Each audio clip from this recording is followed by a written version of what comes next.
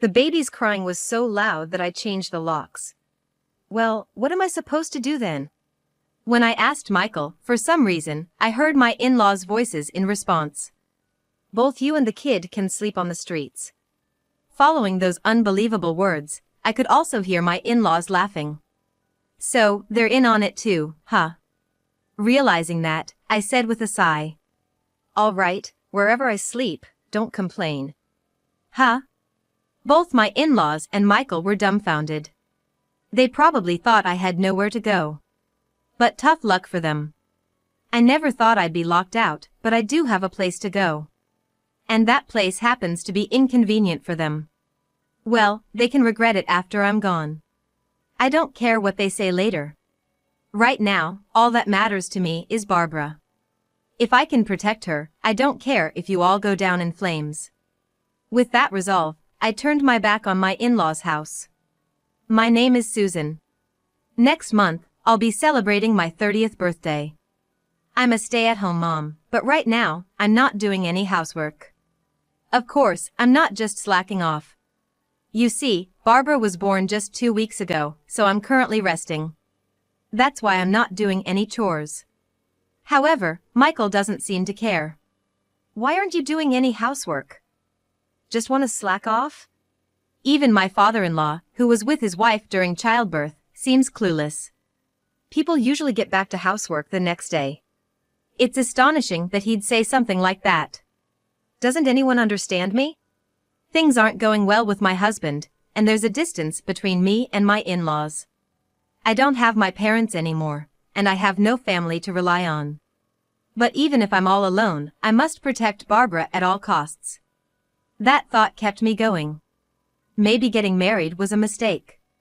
I've been thinking that a lot lately. But until we got married, both Michael and my in-laws were kind. Especially my in-laws, they even offered to cover the wedding costs, which shows how considerate they were towards me. Can we really accept the money for the wedding? It's our only son's wedding, Susan. We can't be stingy, or we'll be the laughingstock of our family. Saying this, my mother-in-law chuckled. My father-in-law felt the same at that time. Both Michael and I work in the bridal industry. Some of our company colleagues will be attending, so we can't have a wedding that's embarrassing. Michael and my father-in-law work at the same bridal company. It's pretty well known in our local area, say, kinda like a recognized company in Nebraska. Moreover, they have a broad range of businesses. Their primary focus is on wedding venues, but they seem to also manage restaurants for wedding after-party and such. So, most of the attendees were deeply familiar with weddings. Guess that means we couldn't have a cheap-looking wedding. Now I understand why they offered to cover the expenses. So, with the help of my in-laws, Michael and I had a rather lavish wedding. But the good times ended there. Once we got married and I began living in their home, they started to make demands. Hey, Susan? You're not expecting yet? Well. I gave a vague response. My mother-in-law let out an exaggerated sigh. Oh boy, you're not too helpful, are ya? Excuse me? Not helpful? I quickly retorted. But she just looked away. It's nothing. She brushed it off in an obvious manner. I was like, wait, is this what they call the cold shoulder? The thought briefly crossed my mind. But I have still felt indebted because of the wedding expenses. In the end, I couldn't muster the courage to confront her directly. On the other hand, my father-in-law treats me like I'm some sort of maid. Hey, where are the snacks? Sorry, I'll get them right now. You should have had it ready before I got back. Some wife you are. He started to grumble. I was taken aback. Some wife. What's that supposed to mean? Do I also need to look after him? I married Michael and became his wife. So I'm committed to him. Of course, I want to do my best for my in-laws too. But being ordered around feels a bit different. I wonder if this is how they truly feel about me. I was baffled by the sudden change in my in-laws' attitude. However, I didn't have the guts to stand up to them. I thought if I did, they'd kick me out. I quit my job when we got married. I don't have much savings left. Moreover, I don't have my parents. Meaning, if we were to divorce, I'd have no one to turn to. Out of fear, I couldn't defy my in-laws. Even when my mother-in-law picked on me, or when my father-in-law treated me like a maid, I had no choice but to endure. I've suppressed my feelings deep inside. Then, about 6 months after our marriage, one day, I felt sick as I was about to prepare breakfast and collapsed on the spot. What? What's wrong? My mother-in-law asked, sounding annoyed. I just feel a bit dizzy. You're so clumsy. I'm sorry, just a moment. Saying that, I rushed to the bathroom. But my condition didn't improve. Hey! What the heck are you doing, Susan? Leaving your chores and doing what? Sorry. That's not good enough. I'm off to work, so make sure you finish the housework. Got it? Michael shouted. I felt too sick to even respond. A few hours passed, and I finally felt better. But my mother-in-law was waiting for me in the living room. Found a good excuse to slack off, huh? I didn't mean to slack off. Don't talk back to me. Just clean and do the laundry. I flinched at her loud voice. She kept glaring at me, unaware of how I felt. Guess I just gotta do it. With a sigh, I started the chores. I managed to get through that day. But my health didn't fully recover. Feeling something was off, a few days later, I went to the doctor. Turns out, I was pregnant. I hurried home to report to my mother-in-law first. To my surprise, she suddenly changed her attitude. Oh. You were pregnant? Why didn't you say so sooner? She grinned at me. And then, she quickly started making a call. It's been a while. You know, my son's wife is pregnant. Judging from the conversation, it seemed she was bragging to a relative. Maybe she'll be a bit kinder to me now. That was the hope I clung to. But I was wrong. Even after learning about my pregnancy, my in-laws treated me the same. Even worse, I overheard my father-in-law saying something. Once the heir is born, we don't need her. We could even let her go. He was happily chatting on the phone with an acquaintance. I was utterly taken aback. All they really wanted was an heir. I kind of knew it from the way they treated me. But hearing it out loud made it all the more painful. I bit my lip and continued with the housework. Of course, I thought about discussing this with Michael. But right after finding out about my pregnancy, Michael started coming home late. When I asked him why, Michael replied with a sharp tone. You're pregnant, so I've done my part as a husband, haven't I? What do you mean? If a wife doesn't get pregnant, folks talk, right? I just did my part to help with that. And so, Michael just rambled on with his selfish reasoning. What the heck, Michael? Stop joking around. Enough. All you need to do is give birth. That's your duty as a wife. Michael looked at me as if he married me out of obligation. At that moment, everything became clear. Michael wasn't going to support me. In fact, he wasn't even on my side. I was all alone here. Besides, my in-laws were never kind to me. They were just kind to ensure their heir and to have someone do the housework. Realizing that, my spirit broke. All my love and feelings for Michael vanished. Oh, yes. I'm gonna divorce him once the baby is born. From that day on, that's what I started thinking. In that case, I need to be prepared for the divorce. In the short time before giving birth, I hired someone to investigate Michael and my in-laws. And soon, the day came for me to give birth. A beautiful baby girl was born. I named her as Barbara.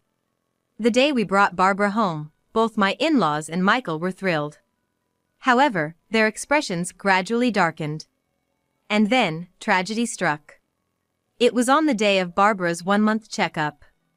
After the checkup, I was given a ride by Mr. Smith, the CEO of Michael's company. Apparently, Mr. Smith's daughter had given birth around the same time I had. So, we ended up having our checkups together, and I got a ride due to Mr. Smith's kindness. But there was a problem when we got to my house. For some reason, the front door key wouldn't work. I knocked at the door and called out. "Hey, Michael?" "I can't open the door." From inside, I heard Michael's voice. "The baby kept crying at night, so I changed the lock." "You changed the front door lock without telling me?" When I asked him that, Michael raised his voice. "She cries all day. I want to enjoy some quiet time, so don't come back." "So, what am I supposed to do?" When I asked Michael, surprisingly, I heard my in-laws respond. "You and the kid can sleep on the streets." Following that unbelievable statement, I could hear my in-laws laughing. "So, they're in on this too, huh?" Realizing that, I responded sarcastically. "Fine, don't complain wherever I end up sleeping." "Huh?" Both my in-laws and Michael sounded shocked. They probably thought I had nowhere to go. But joke's on them. I didn't expect to be locked out, but I have somewhere to go. And that place will be inconvenient for all of you. They'll regret it later. And I won't care about what they say then. Right now, the only thing that matters to me is Barbara. If I can protect her, I don't care if you all go down. I made up my mind and turned my back on my in-laws. I then approached Mr. Smith. You heard everything, right?" "Of course, I did." "So, about what we discussed earlier, could you help me?" I asked Mr. Smith. By the way, that conversation was about something Mr. Smith had mentioned during the ride. Actually, there are several postnatal care hotels. Mr. Smith's company, which is into the bridal business, was also considering incorporating this postnatal care. From marriage to childbirth, to raising kids. I really want to have a long-term relationship with our customers. That's what Mr. Smith had been saying. And he'd approached me, asking if I wanted to be a consumer monitor their plan. I posed a question and Mr. Smith nodded in agreement. "Let me guide you through it." "Thank you." That being said, I can't stand that attitude. Mr. Smith looked sternly at Michael's in-laws. Probably contemplating some form of retribution for Michael and the other two. Well, as a company CEO, it's hard to ignore such things. Especially if the company is venturing into the children's business. With that thought, I made a proposal to Mr. Smith. Upon hearing the plan I'd thought of even before giving birth, Mr. Smith nodded deeply. "Let's collaborate on that proposal." "Thank you." That's how I gained a powerful ally. However, I was dead tired. So, they had me transported straight to a postnatal care facility, kind of like a luxury facility. Thanks to Mr. Smith's influence, I got to stay in a premium suite. The postnatal care plan experience was top-notch. The facility had specialized staff like midwives available 24/7. The support was comprehensive, and many amenities were provided for relaxation. There were other new moms around, and for the first time in a while, I could really take it easy. I wish I could stay here forever. That feeling just came out of my mouth. I could really rest. And then, the next day, Mr. Smith came to visit me. In front of me, he called Michael. Soon, Michael answered. "Ah, is that you, Michael? Sorry to disturb you during your break." "No worries. What can I do for you?" "Well, actually, I have a favor to ask." After a brief pause, Mr. Smith continued.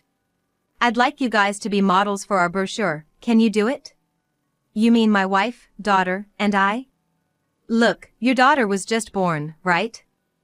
She'd be perfect for the brochure." True, for a bridal-related brochure, they'd be the ideal choice. But Michael had just kicked me out. There's no way he'd agree under these circumstances, right? I couldn't help but smirk. If Michael refused a direct request from the president himself, there's no way it wouldn't impact his career advancement. That was my plan, to damage Michael. But Michael immediately accepted without hesitation. "Sure thing. I got this." I was flustered. Now, I can't damage Michael. My plan was a total bust. Just when I thought that, Mr. Smith smirked. Then, Mr. Smith said to Michael, Can you come to the studio right away? How about in an hour? Wait, in an hour? Yeah, I'll get the crew ready, so. As Mr. Smith was speaking, Michael interrupted in a panic. Hold on a sec. Today's a bit. What's the matter? Well, I have to discuss with my wife. Michael began to fumble for words. Seems he thought he could convince me if he had more time. That's what you get for agreeing without thinking. Serves him right. I couldn't help but grin. Why don't you talk to her now? Your daughter was just born. She's right there with you, isn't she? Mr. Smith added salt to the wound. Michael was completely silent. In the end, Michael said he'd consult and hung up the phone. Needless to say, I was bombarded with calls right after. Of course, I ignored them all. For about 30 minutes, my cell phone was ringing off the hook. But, it seems he finally gave up, and my phone went silent. Immediately after, Mr. Smith's phone rang. Well, my wife says she's embarrassed. I never said any such thing. As I thought that, Mr. Smith let out a very audible sigh. Really, can't even persuade your own wife? No, it's not like that. I'm really disappointed in you. As soon as Mr. Smith said that, a loud apology started, loud enough for me to hear. I'm so sorry. I promise I'll persuade her. The voice of his apology sounded like Michael was making desperate efforts to convince me in front. After letting Michael apologize for a while, Mr. Smith ended the call. Then, he dialed up my father-in-law. Hello? Hello. Mr. Smith. What can I do for you? Actually, I have a gift for you. Would you accept it? Saying so, Mr. Smith looked at me. I smiled and nodded. Do you know that we run a restaurant for parties? Of course. I'm thinking of lending it to you. Wait, lend it out? My father-in-law must have been puzzled. The truth is, this was all part of my plan. First, Mr. Smith would personally offer the spacious restaurant for Michael's father. And then, have a party for the grandchild there. Once the 1-month checkup is done, it's about time for the baby to go out for walks. That's the time for a party to show our baby around then. Any regular family might jump at this offer with joy. But our situation is different. Michael just kicked me out, so there's no way I'd accept his invitation. So, my father-in-law began to panic and make excuses. No, it's just, What? Are you gonna decline my gift? No, I'd never. It's just that we have to consider Susan and the baby's health. My father-in-law started making up reasons. I was irritated. Then, Mr. Smith interjected. Was there a problem at the 1-month checkup? No, it's not like that, but... Then, have a party there. Don't worry about the costs, I'll cover it. As for the date. Mr. Smith kept moving the conversation forward. All the while, I could hear my father-in-law's flustered voice. He's panicking, wonder what he's gonna do. I was holding back my laughter. Eventually, Mr. Smith finished talking and abruptly hung up. Right then, my phone started ringing. It's from my father-in-law. Grinning, I held my phone. Well, what should I do? No need to even ask about my father-in-law's business. So, I could just ignore it. But ignoring isn't fun. And I'd be left feeling frustrated. So, I picked up. Hello. Susan? His voice was louder than usual. He must be really panicked. Either way, I responded with an annoyed tone. Oh, is that you? Thank God. Susan, please listen to me. Huh? No thanks. I replied sharply. My father-in-law looked stunned for a moment, but quickly gathered himself, pleading with me. Don't say that. It's a once-in-a-lifetime request, please. At that point, I felt like I had the upper hand. Trying to hide my amusement, I asked. What's going on? Well, I have a favor to ask. He began to relay what Mr. Smith had told him. However, it all seemed too convenient to me. He didn't mention any instructions from Mr. Smith, nor did he specify a date and time. He just kept going on about wanting to have a party and how he'd rent out a place. So, I bluntly refused. I decline. After all, I was kicked out. No, that's not it. The thing is, my father-in-law started to rattle off excuses. Losing my patience, I raised my voice. If you send me a video you apologize to me, I'll consider attending that party. Well, he was at a loss for words. Send me that video. If it checks out, I'll go. Bye. With that, I hung up the phone. He surely wouldn't take himself go as far as apologizing to me. I was too confident about that. However, contrary to what I thought, a video of my father-in-law begging was sent to my cell phone. This threw a wrench into my plans. I was gonna make the party a flop and have him apologize to Mr. Smith. I'd have to come up with something else. Seeing my troubled face, Mr. Smith, sitting next to me, offered some advice. How about this for the debut party? I listened intently. It was indeed an intriguing idea. Moreover, I could get one over on both Michael and my in-laws. I'll go with that. I immediately started getting ready. A few days went by, and the day of the party Mr. Smith had set came around. Of course, I hadn't been back to my in-laws' place. In fact, I hadn't even been in touch with Michael or my in-laws. A little suspense never hurt anyone, right? Thinking that, I headed to the venue with Mr. Smith. Peeking into the venue, I could see my in-laws being grilled by relatives. What's going on? Why aren't they here? Something's not right. Well. My father-in-law was sweating bullets. Some other relatives were confronting Michael. You didn't leave the house with your wife? No, I mean, there's no way we could leave together. After all, we weren't living together. Still, I felt bad for keeping everyone waiting. Slowly, Mr. Smith and I entered the venue. Thank you for waiting. Finally. My father-in-law breathed a sigh of relief. Michael, on the other hand, rushed up to me. What have you been up to, Susan? Excuse me? Preparing for this event, duh? Preparations, but where's Barbara? Michael quickly looked around in a panic. Even though he had been neglecting her all this time, I replied with a sigh. I've left Barbara with a babysitter today. What? Then, what about the party? I've prepared a slideshow. That's enough, isn't it? Saying that, I brushed past Michael. Then, I began explaining to the gathered relatives. I couldn't bring Barbara here, but I've prepared a slideshow for you all. While I spoke, a staff member began setting up the slideshow. Checking that, I continued my speech. I sincerely apologize for the inconvenience, but please enjoy this. With my signal, soft music began to play. The venue dimmed. At the same time, several photos were projected onto the screen. Immediately, gasps echoed throughout the room. What's this? Displayed on the screen were photos of Michael's affair, followed by photos of my father-in-law's affair. You've gotta be kidding me. You're the worst. Naturally, seeing the photo, Michael and his father went pale. But quickly, Michael dashed to stop the slideshow. Stop it. Turn it off. Really? You brought this on yourself, didn't you? This is your doing.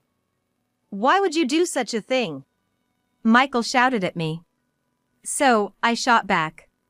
It's because you locked Barbara and me out. You changed the front door locks while we weren't home. The room went silent. Then, murmurs began. Locked out? What's going on?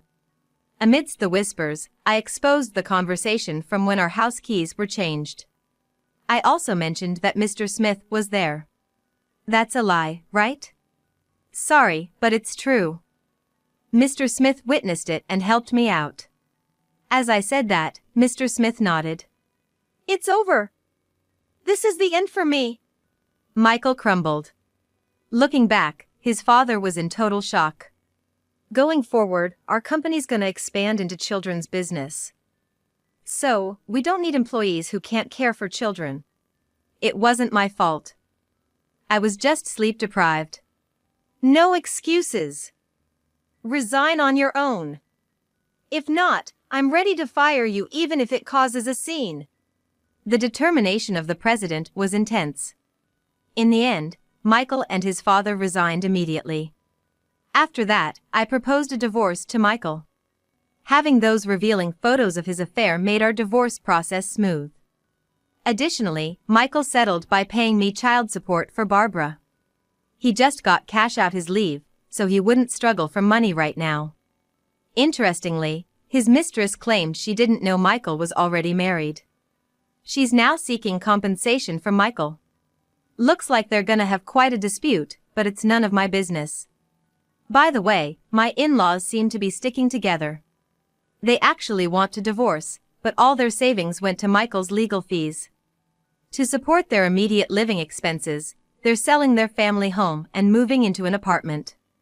Considering they also have to pay child support, they'll need to tighten their belts and live frugally. On my end, I was approached by Mr. Smith regarding job offer. He was like, "We've got someone leaving soon. How about working for us? Barbara's still young, but I need to work to make ends meet." So, I'm thinking I'll take up Mr. Smith's job offer in a little while. For now, I just want to quietly spend precious moments with Barbara. After all the hardships I've faced, I think I deserve that little love.